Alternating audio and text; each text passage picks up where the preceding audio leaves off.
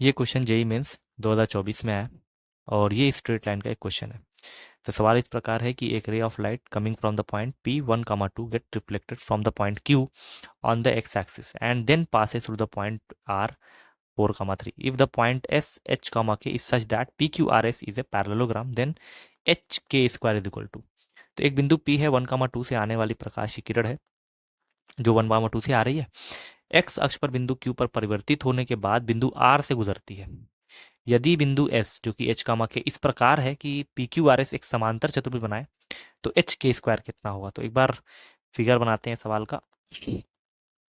तो हम एक एक्सिस बनाते हैं क्योंकि हमारी जो रे ऑफ लाइट आ रही है वो एक्स एक्सिस से परिवर्तित होती है। तो एक रे ऑफ लाइट आ रही है कहाँ से, एक बिंदु P से।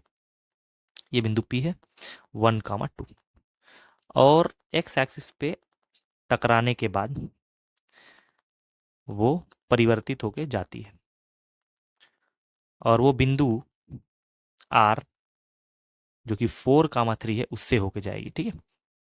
और जिस एक्स एक्सिस पे कट कर रही है उसका पॉइंट Q है। अगर ये एक्स एक्सिस पे कट कर रही है तो इस बिंदु का निर्देशांक हम मान लेते हैं a, 0। एक्स क्वाड्रेंट कुछ आएगा और वाई क्वाड्रेंट इसका 0 हो जाएगा। फिर कह रहा है एस एक पॉइंट है एच, के इस प्रकार है कि पी क्यू आर एस एक समांतर चतुर्भुज बनेगा। तो पी क्यू आर एस एक समांतर चतुर्भुज बनाने का मतलब ये है कि इसको डॉट डॉट डॉट पीछे करते हैं समांतर चतुर्भुज के हिसाब से और इसको पीछे करते हैं तो ये एक पॉइंट बनाएगा यहाँ पे एस। तो ये जो एस है ये इस प्रकार बनाया गया है एच, के को लेके कि ये एक समांतर चतुर्भुज का निर्माण करता है। अब करना ये होगा कि हमको एच और के की वैल्यू निकालना पड़ेगा और उसके बराबर करना पड़ेगा। तो एक इसमें कंडीशन समझते हैं। एक्स एक्सिस पे अगर ये बिंदु 1, 2 है तो इसका जो मिरर इमेज होगा एकदम लंबवत वो इस रेखा पर उपस्थित होगा। जो ये रेखा पीछे लाए अगर डॉट डॉट डॉट तो इसी रेखा पर उपस्थित होगा और इसका जो पॉइंट होगा उसका एक्स एक्सिस तो सेम होगा मतलब 1 होगा, लेकिन वाई एक्सिस नीचे चला जाएगा -2 हो जाएगा। तो 1, -2 इसका एक पॉइंट हो जाएगा जिसको हम पी डैश कर सकते हैं। तो पी का एक मिरर इमेज पी डैश जो कि लाइन क्यू आर पर ही स्थित होगा, ठीक है। तो ये एक नियम हो गया। अब इसकी सहायता से आप देख सकते हैं कि पी डैश क्यू और आर एक ही रेखा पर उपस्थित है। तो इससे हम ए की वैल्यू निकाल सकते हैं। कैसे?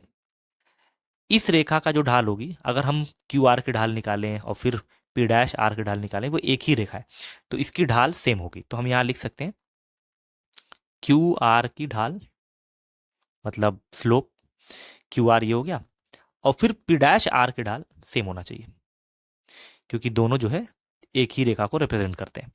ढाल का फॉर्मूला क्या होता है? एम बराबर ढाल, एम बराबर क्या होता है y2 minus y1 upon x2 minus x1 ऐसे निकालते हैं।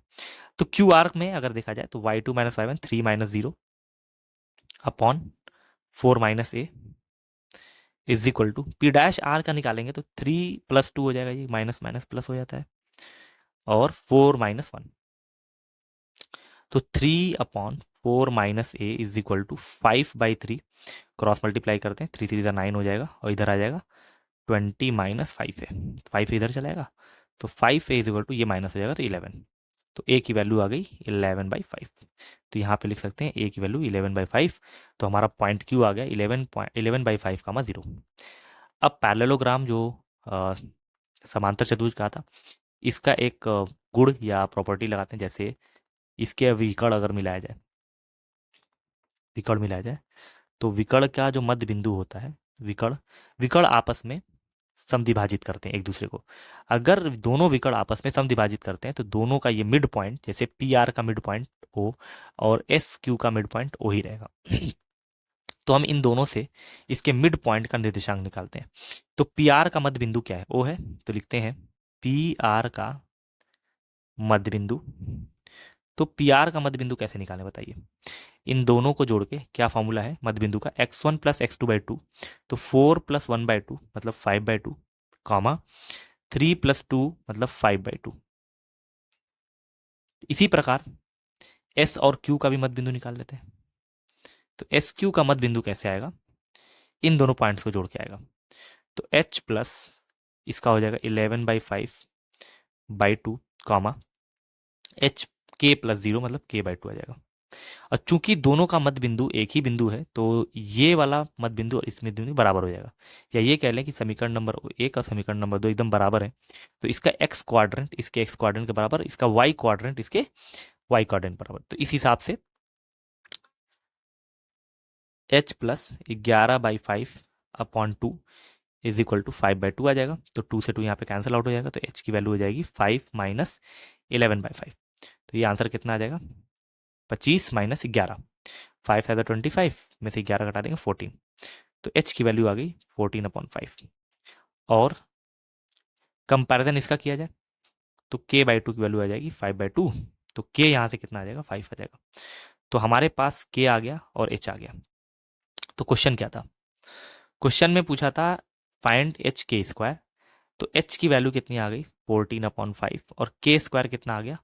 5 का स्क्वायर मतलब 5 × 5। 5 से 5 कटेगा तो 14 5 का कितना होता है? ये हो जाएगा 70। तो यही हमारा आंसर हो गया। तो क्वेश्चन काफ़ी सिंपल था। इसमें ढाल का एक कॉन्सेप्ट लगा और एक कॉन्सेप्ट लगा मिरर इमेज का, कि मिरर इमेज जो होता है वो उसके जो परावर्तित लाइन होती है या परावर्तित किरण होती है उसी लाइन पर उपस्थित होता है।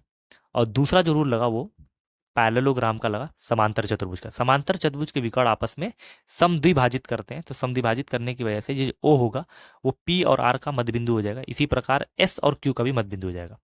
तो मध्य बिंदु का फॉर्मूला से पी और आर का मध्य बिंदु निकाला गया जो कि 5/2 आ गया था। और फिर एस और क्यू का मध्य बिंदु निकाला गया जो कि एच प्लस a/2 मतलब 11/5/2 और k/2 आ जाएगा। तो इससे कंपैरिजन करके मतलब इससे तुलना करने के बाद एच और के को निकाला गया जो कि 14/5 और 5 था। फिर क्वेश्चन के हिसाब से हमारा था एच के स्क्वायर, फाइंड एच के स्क्वायर। तो हमारा आंसर आ गया 70। तो इस क्वेश्चन का फाइनल आंसर क्या हो गया? 70, जो कि ऑप्शन नंबर बी करेक्ट है।